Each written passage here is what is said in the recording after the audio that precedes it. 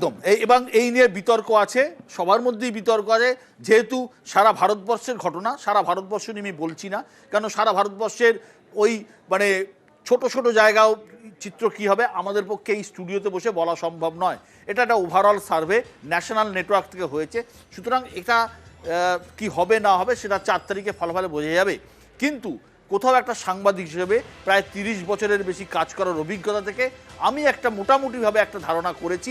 পশ্চিম বাংলাকে যতটুকু চিনি, এত বছর ধরে ভোট করছি, প্রায় 1993 সাল থেকে কাজ করার সূত্রে ওরা পশ্চিমবঙ্গের সমস্ত গ্রাম শহর একাধিকবার ঘুরে গেছি, এবারের ভোটেও আমি প্রচুর ঘুরেছি। সেই জায়গা থেকে দেখার সূত্রে আমি মোটামুটি একটা অঙ্ক কষেছি এবং সেটাকে আমরা আপনাদের সামনে প্রেজেন্ট করছি। সেটা এই এক্সিট পোল নয়, আমাদের এক্সিট পোলের বাইরে। সেটা হচ্ছে এডিটার্স অ্যাসেসমেন্ট, যে এডিটার্স অ্যাসেসমেন্ট থেকে আমি এটা প্রেজেন্ট করছি।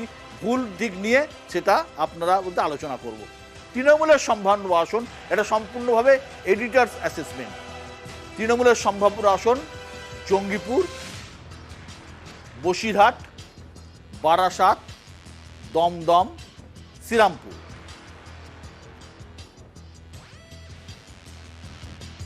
হুগলি, বর্ধমান পূর্ব, বোলপুর, বীরভূম, ঝাড়গ্রাম। ঘাটাল, উলুবেড়িয়া, হাওড়া, কলকাতা উত্তর, কলকাতা দক্ষিণ। যাদবপুর, জয়নগর, মথুরাপুর, ডায়মন্ড হারবার। তৃণমূলের সম্ভাব্য আসন সংখ্যাটা একবার দেখাও কত হচ্ছে, একবার আমাকে বলো, আরেকবার বলা হোক। 4টে, আরেকবার দেখাচ্ছি সংখ্যাটা, 1 2 3 4 5, পরেরটা হচ্ছে আবার 5 আর 10, আবার 5 15, 4 19, অর্থাৎ 19টা আসন তৃণমূল সম্ভাব্য পেতে চলেছে, পাবেই। এটা এডিটার্স অ্যাসেসমেন্ট। এবার আসছি বিজেপির সম্ভাব্য আসন।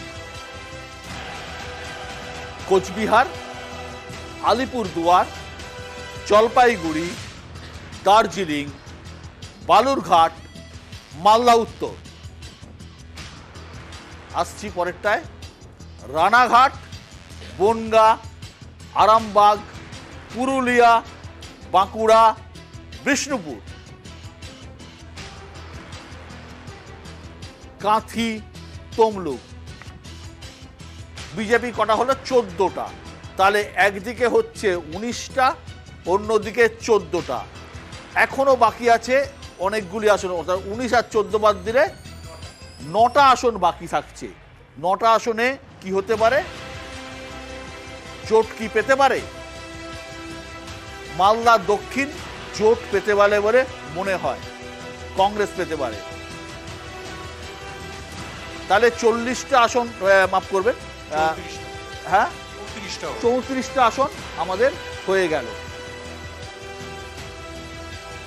এই আসনগুলো যে কোনো দিকে যেতে পারে, অর্থাৎ 50-50।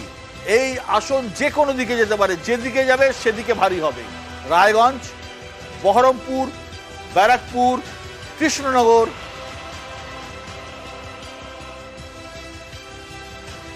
বর্ধমান, দুর্গাপুর, আসানসোল, মুর্শিদাবাদ, মেদিনীপুর।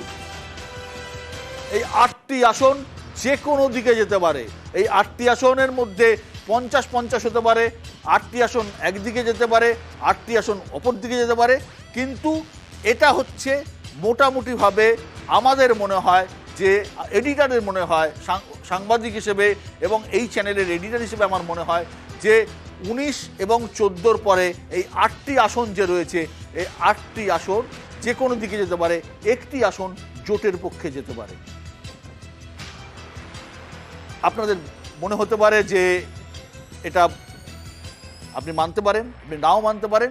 সম্পূর্ণভাবে আমার মতামত, আমার জায়গা থেকে সারা পশ্চিমবঙ্গ আমি ঘুরেছি, তার প্রেক্ষিত থেকে আমার মনে হয়, যদিও আমার বোঝা ভুল হতে পারে, কিন্তু আমার মনে হয় এই আসন, এই ফলাফল হতে যাচ্ছে।